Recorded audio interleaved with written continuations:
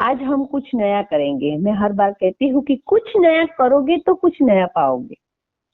इस बार हम विक्रम बेताल की स्टोरी सुनेंगे। आज तक हम हमारी मातृभाषा गुजराती में रीडिंग करते आए।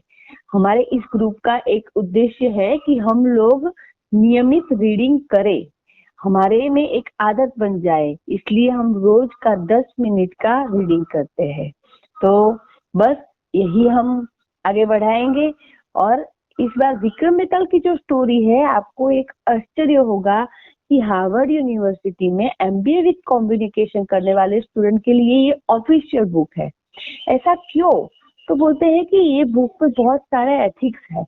हमें अपने हिसाब से न्याय लिखना है। हम कुछ भी लिख सकते हैं, जैसे कि उस व्यक्ति ने ये नहीं किया होता तो ये सिचुएशन ही खड़ी नहीं होती, यहाँ इसकी यहाँ गलती है। सब कुछ हम अपने हिसाब से लिखेंगे। सिर्फ मन की कसरत पे हमारा ध्यान होना चाहिए। मन की कसरत के लिए ही हम ये रीडिंग करते हैं और इसमें ऐसे मोरल लिखते हैं, न्याय लिखते हैं। आज हमारा 26वां दिन है, हम बेताल 25 पढ़ रहे हैं। और कल का हमारा प्रश्न था कि उस राक्षस का हृदय करुणा से क्यों भर आया। राक्षस ने उस ब्राह्मण युवक को क्यों छोड़ दिया। विक्रम और वो युवक पहले रोया और फिर हंसा क्यों। बेताल वह युवक अपने, अब बेताल जवाब दे रहे हैं।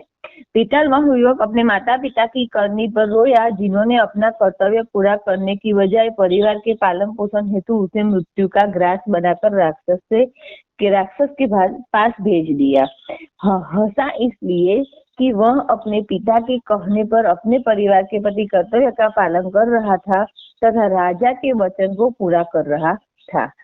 यानी अपने कर्तव्य पालन का उसे आनंद था, लेकिन उसके लिए किसी ने उसके लिए उतना सबको प्यार नहीं था, इसलिए उसी की बलि चढ़ रही थी, उसी का त्याग हो रहा था, इसलिए उसे दुख था। बिल्कुल ठीक कहा तुमने विक्रम, तुम निश्चित ही न्यायप्रिय राजा हो। अब फिर वही बात होती है, फिर से बेताल चला जाता है। विक्रम उन्हें लाते हैं, फिर लाते हैं, फिर चलते हैं, फिर रास्ते में फिर वही शर्त रखते हैं कि यदि तुमने जवाब दिया तो मैं तुम्हारी कैद से आजाद हो जाऊंगा, और तुमने जानते हुए भी जवाब नहीं दिया तो मैं तुम्हारा सिर चूर चूर हो जाएगा। अब देखते हैं आगे कौन सी कहानी शुरू होती है। कमलपुर नगर में चुन्नीदत्त नाम का एक व्यापारी रहता था। उसकी पत्नी का नाम अनंत मंजरी था।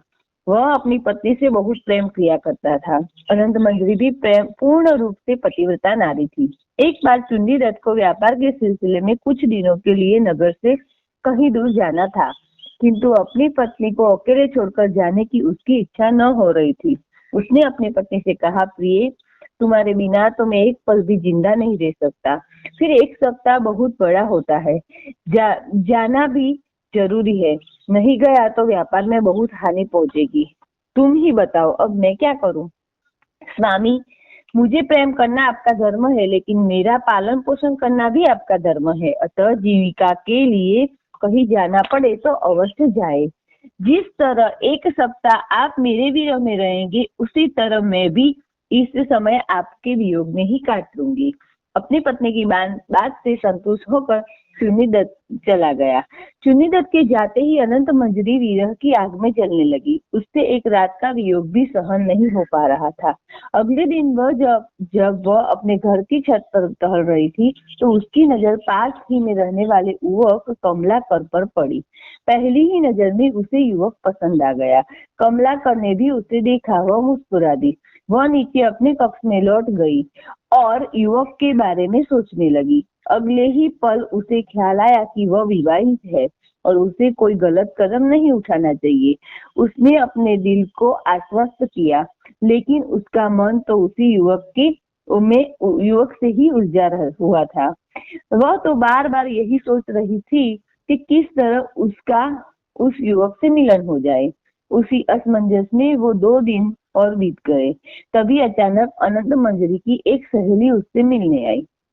सहेली ने जब उसे उदास देखा तो उदासी का कारण पूछा। उसने अपनी सहेली को उस युवक के बारे में बताया जो पड़ोस में रहता था। सहेली उस युवक को जानती थी। उसने कहा, तुम चिंता मत करो, वो युवक कमलाकर है और मैं उसे अच्छी तरह से जानती हूँ। मैं कल पहले उसके घर जाकर यह पता लगाऊंगी कि वह तुम्हें पसंद भी करता है अथवा नहीं। यदि वह भी तुम्हें चाहता हो तो मैं उसे तुम्हारे पास लाऊंगी। पूरी कहानी बहुत गलत ढंग से जा रही है। पति, कोई भी विवाहित स्त्री है, इसके लिए उसका पति ही सब कुछ होता है। किसी युवक को देख के ऐसी इच्छा होनी ही नहीं चाहिए ना। हमारा मन ऐसा कैसा होता है कि किसी के बारे में कुछ भी सोच लेता है। और हम तो गीता पढ़ते हैं, तो गीता में हमने सुना है कि बिना हक का लेना वह भी चोरी है।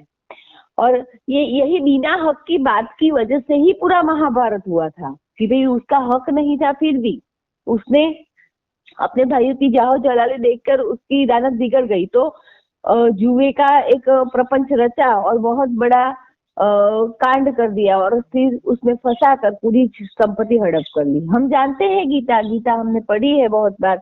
तो हम सब ऐसी गलत बातों में इसीलिए पढ़ते हैं क्योंकि हमारी सोच और हमारे जीवन में एक जो बोलते हैं ना सिद्धांत होने चाहिए, एक हमारा जीवन में एक लेवल होना चाहिए कि मैं तो ऐसा नहीं करूंगी। और ऐसी बुरी बातों के लिए हमें सोचने का समय ही नहीं होना चाहिए।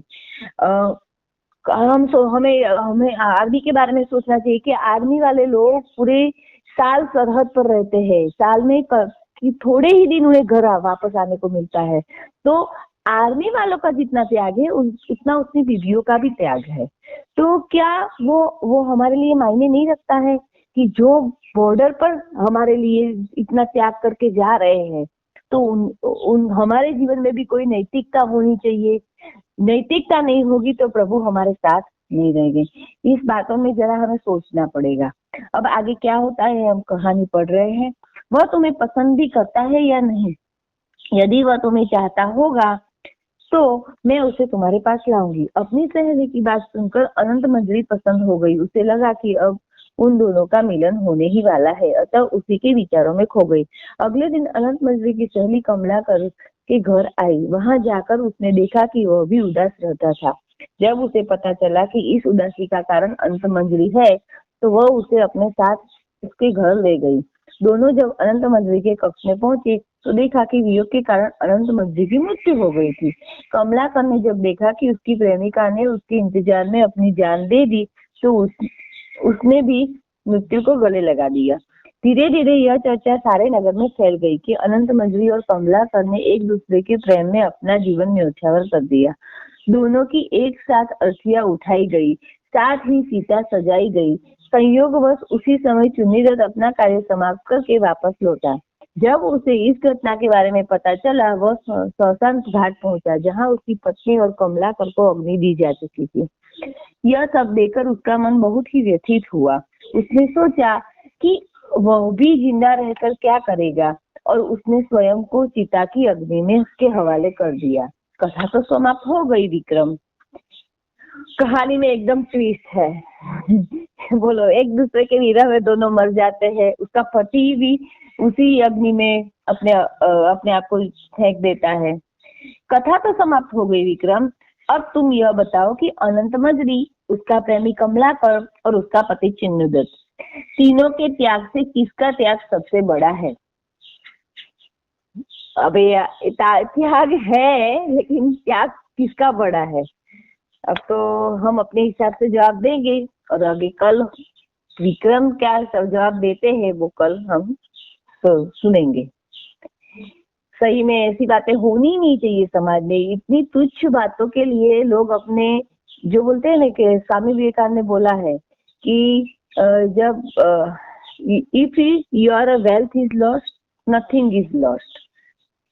If your health is lost, something is lost. But when your character is lost, everything is lost. इस बात को हमें ध्यान में रखना चाहिए। बस मैं तो यहाँ पे रखती हूँ आज की बात को। कल देखते हैं क्या होता है। हमें सिर्फ सुनना नहीं है, अपना मत लिखना है।